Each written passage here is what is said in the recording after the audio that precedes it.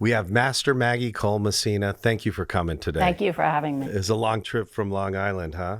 Not too bad, but yeah, it's a long trip, 6 hours. Yeah, it's a pleasure having you. And you come to us by way of your brother, Lee Cole. Shout out to Lee Cole. And, Lee was mentioning that you have, a phenomenal background. And it started in the foster care system. And you grew up with 11 siblings. And you were the sixth of the 11. And so life started off rough for you. In the cards, there wasn't much opportunity presented to you.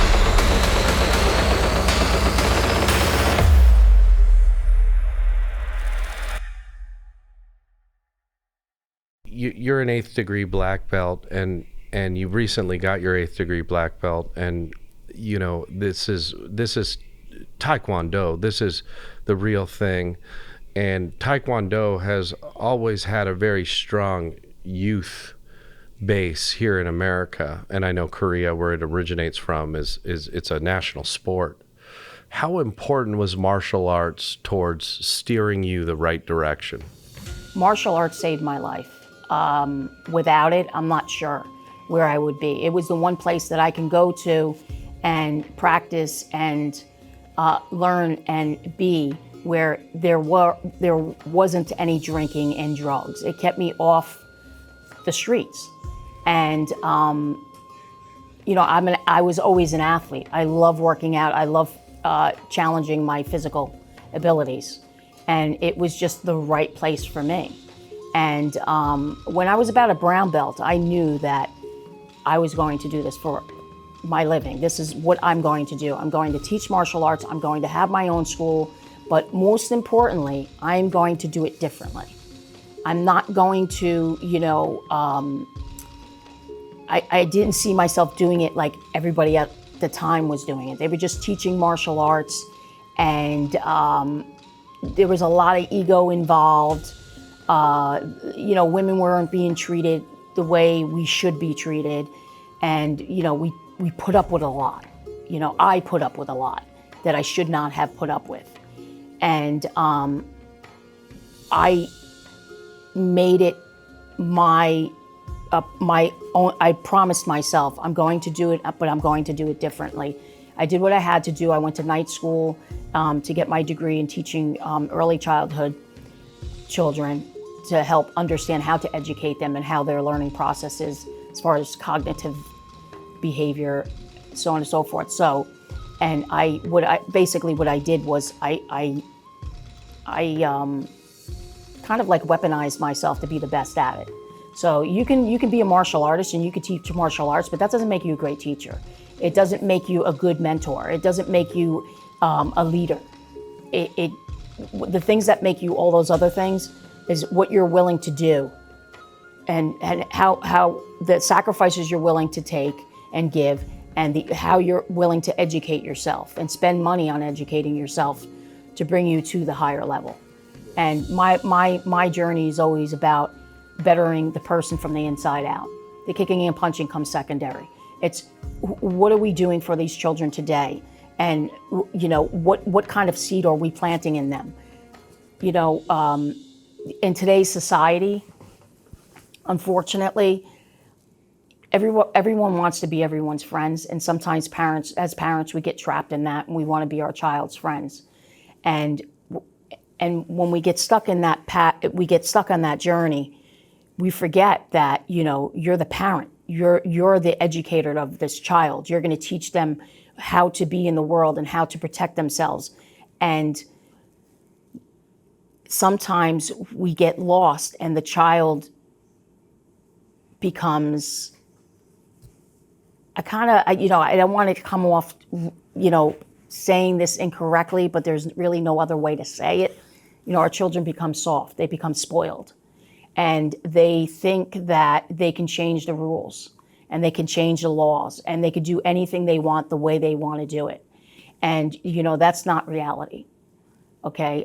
There's something called respecting themselves and respecting others, and doing things ethically, and not selling your soul along the way. And I think that has really gotten lost. It's become a huge issue. We're nerfing Major. our society where everyone gets a participation trophy, and it's teaching kids that there's all these winners and there's no losers. But in life, and you're a living example of that. There's winners and there's losers. And, I will say, for my own personal experience, I don't learn when I win. I learn when I lose. Because now I have to go back to the drawing board and I have to have a conversation with my emotions and how I handled that loss and what I need to do to strengthen the tools that failed me. And that is the greatest time in my life, is when I lose. We need to learn how to lose, not teach our children it's all about winning. And it's okay to lose. That's where the lesson is. And it's so imperative that we not lose sight of that. The first thing when we met, you brought your Grand Master, Chung Kang, up, and you showed respect to that man, and the lineage is carrying on through you at your dojo. I mean, this is a man that gave me the life I have today. If not for him, I would not have met his son, Grandmaster Takahashi. And I would not have the life I have. And it's not okay to, pretend that that's not important. It's very important. And I think what's happening is that, as mentors, we help groom people. We help them, plant the seeds that are necessary. And as mentors, we give selflessly. We give without expecting anything in return. At least for myself. The only thing I expect is for you to do the best you can, to be a good, kind person in the world. I don't give you because I expect you to give me something back. That's never been the way I operate, and it's not the way I live my life. It's not involved in my values. The problem is I think that people forget that, and they start to believe that they created themselves. None of us create ourselves by ourselves. We're a creation of the village that helps raise us. And that's not one parent. That's not two parents. It's the village that raises us. And it's so unfortunate to see that has become lost at the wayside. And without that, no one will ever be their full potential. Yes, without a doubt. Your journey through martial arts has created quite the resume. And recently, this year, you got a lifetime Achievement Award for volunteering from President Biden. And it's hard to imagine that little Maggie, who grew up in the foster care system, could become an 8th degree black belt, have a functioning, high-level, popular dojo in Long Island and Albertson, New York, and receive an award from the president of the greatest nation in the world. Did you ever think this would happen to you, Master Maggie? No. I receiving that award was so tremendous that I barely stopped to digest it. And one day I was standing in my in my school at the dochang, we call it, and I saw it on the wall, and I had to remind myself, like, wow, only 100 people to this date have received this award. And I had to really stop and pinch myself, because I'm always on a mission to just make the wrongs right the wrongs wherever and however I can for someone else. And these are just the things that happen along the way. People do stop and appreciate what you're doing.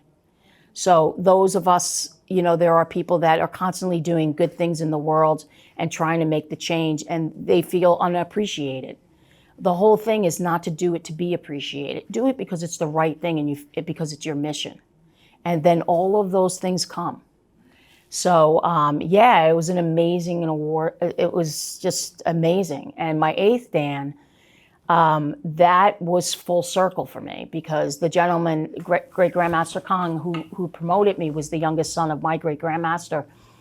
And when he promoted me, I had to look back, because he was my teacher. And at one time, he told me I would never become the person I am today. And I'm not saying that he looked me right in the face and said it, but actions speak louder than words. So to have him promote me and have him give me that credibility was a real wow factor. For 5 minutes, it was the happiest, most accomplished moment in my life. What's next for you, Master Maggie? We know the Tae Cole school is doing very well, and it's in a area that is a high end area. It's high net worth client base. Do you work with foster children that might not have the means to afford the dues? I do work with all walks of life, and I do give. There are children that come to my school, and I give them scholarships. They don't pay tuition. During the pandemic, a lot of our families, as well as off as they are, but doctors and lawyers, they weren't able to practice. And they had to shut down their practices, and they had no income coming in. And, where I could not say to them, okay, you can't come, you can't pay, you can't come. Had half of my population come in for free. And when I tell you, during the pandemic, the money that wasn't coming in, and not able to pay my mortgage, I put myself second. I didn't pay myself. All my staff got paid. They got their medical benefits still. And I took care of the school. That was my priorities, to make sure the kids were okay and they had an outlet where they weren't in the home suffering, more emotionally than they had to. So, I could never turn someone that's suffering away, and especially because it's the best thing and it's the best place. I've created a safe haven that if I had as a child, it would have made a whole difference in my life. Changed your Absolutely. And that was my reason for creating Tae Cole. It wasn't about making money. It never has been. It's about creating something greater for children, where they can go and develop and become the best person they can be. Right. And you've created not only a safe environment for children of all backgrounds, but you've also made them safer people in a very violent and cold, dying world. Absolutely, yeah. And besides the actual physicality, the technique, the forms, what are you teaching these kids? What is your greatest advice you depart to these young kids as to have self-confidence? And is there something that you tell these kids? Every child, I let them know that we can become anything we desire in life, but there's requirements. And there's no skipping the line. It requires hard work, dedication, and it requires getting your feelings hurt.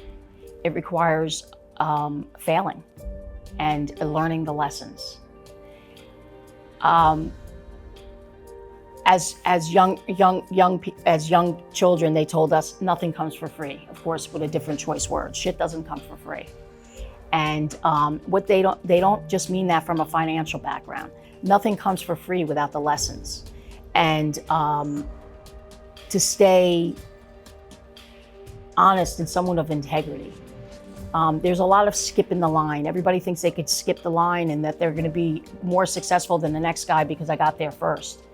No, we're built from the inside out, and you can become, like I said, you become anything you want, but it's the how in what we do, not what we do.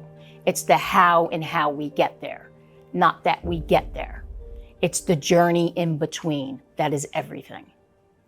And we were talking about this. There's a big scandal. It's been an ongoing thing in martial arts where this concept of the celebrity black belt, the quick handout of a black belt that's not properly earned. They didn't climb every ugly rung, but because they have some notoriety, a grandmaster or a sensei or a shihan is handing out a black belt. Your thoughts on that? My thoughts are, what it's doing is it's taking the integrity, it's taking everything away from the people who work. It took me 40 years to get my 8th degree black belt. 40 years. 40 years, just about 40 years, a little shy of 40 years. I feel proud, but other people will even look at someone like me and say, she's not really an 8th degree. Somebody, she just bought it from someone. So it takes the value away from the people like myself and other people in the martial arts that dedicate their whole entire lives to get that type of rank. And here we go again, skipping the line. It's a nice gesture, but it's not real. And personally, I don't think it's okay. No, I don't think it's okay. I mean, you're an honorary 10th degree black belt because so-and-so and whatever charity you give to. I mean, can you really look at yourself in the mirror and put that belt around your waist and believe the lie? And I think what's most important is that, it's what you're doing to the whole meaning behind becoming a black belt and being someone of such a high stature, and what you're taking away from it by not being that person.